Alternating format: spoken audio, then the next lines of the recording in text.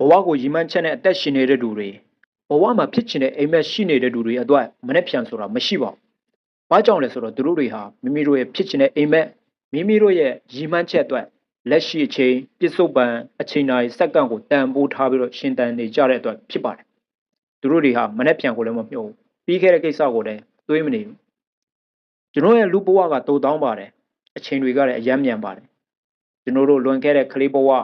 10နဲ့20ကိုပြန်ကြည့်ရင်ကျွန်တော်တို့တွေဟာအချိန်ကအယမ်းမြန်တယ်ဆိုတာသိတာပါဆိုတော့ကျွန်တော်ဘဝမှာအရေးမပါတဲ့အရာတွေကိုညင်းပယ်တက်ရမှာဖြစ်ပါတယ်အောင်မြင်တဲ့လူတွေတော်တော်များများဟာဒီနည်းအတိုင်းပဲလှုပ်ဆောင်ခဲ့ကြတာဖြစ်ပါတယ်ရှေးကာလမှာစပြီးတော့ယခုတိုင်အောင်မြင်ကြော်ကြားတဲ့လူတော်တော်များများဒီနည်းလမ်းကိုလိုက်နိုင်ကြပါတယ်ကျွန်တော်ရဲ့နိုင်ငံတော်ဖောက်ခင်ကြီးဗိုလ်ချုပ်အောင်ဆန်းလှုပ်ဆောင်ခဲ့တဲ့အရာတွေကိုကျွန်တော်အမြဲတမ်းမှတ်ရစေပါတယ်ကျွန်တော်ရဲ့ဗိုလ်ချုပ်အောင်ဆန်းဟာဂျပန်ပြည်မှာစစ်ပညာသင်တဲ့အခါမှာကျွန်တော်စစ်တပ်ထဲမှာမိမကိစ္စနဲ့ပတ်သက်ပြီးဂျပန်စစ်တပ်ဟာ ready မိမတန်းကြီးကိုထားပါတယ်ဒါပေမဲ့ဗိုလ်ချုပ်အောင်ဆန်းဟာဂျပန်ပြည်ကိုရောက်တဲ့အခါမှာဒီအရာပေါ်မှာစိတ်အာရုံရောက်သလားဆိုရင်ရောက်ပါတယ်ဒါပေမဲ့သူ့စိတ်မှာတန်တိတ်တန်ချတာတယ်ငါဒီငါနိုင်ငံငါလူမျိုးငါတိုင်းပြည်အတွက်ဒီကိုလာတာဖြစ်တယ်ဒီကိစ္စအတွက်ဒီတော့လေးကိုတော့မှငါမချုပ်တီးနိုင်ရကောင်းလားဆိုပြီးတော့သူဟာငါမိမရမှတာငါအိမ်ထောင်ပြုမှတာလဲဒီကိစ္စကိုငါပြုမယ်ဆိုပြီးစိတ်ပိုင်းဖြတ်ပြီးတော့မှသူ့ရဲ့ရည်မှန်းချက်သူ့ရဲ့ဒါကျွန်တော်မြန်မာနိုင်ငံအတွက်ရည်မှန်းချက်နဲ့ကိစ္စကိုဂျပန်ပြည်မှာရှိတဲ့မိမကိစ္စကိုရှင်းတန်တိတ်တန်ချပြီးတော့မှစိတ်ပိုင်းဖြတ်ညင်းပယ်ပြီးတော့မှမြန်မာနိုင်ငံလွတ်လပ်ရေးကြဖို့အတွက်သူဒီရုန်းကန်ကြိုးစားပြီးတော့မှရည်မှန်းချက်အတွက်အသက်ရှင်ခဲ့ပါတယ်ဒါကအောင်မြင်ကြော်ကြားခဲ့တဲ့ဗိုလ်ချုပ်အောင်ဆန်းရဲ့လုပ်ရဖြစ်ပါတယ်လူသားတကယ်လို့ဂျပန်ပြည်မှာမိမတွေပါရှုပ်ခဲ့ရင်တော့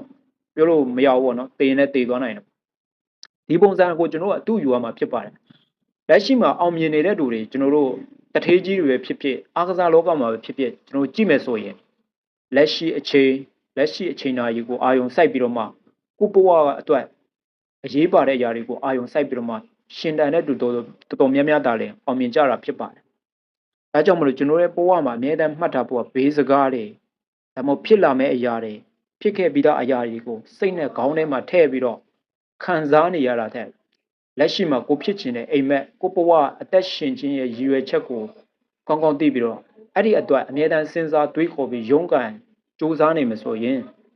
ကျွန်တော်ဘဝမှာတနည်းမဟုတ်တနည်းနဲ့ဘဝပန်းတိုင်ကိုကျွန်တော်ရောက်သွားမှာဖြစ်ပါတယ်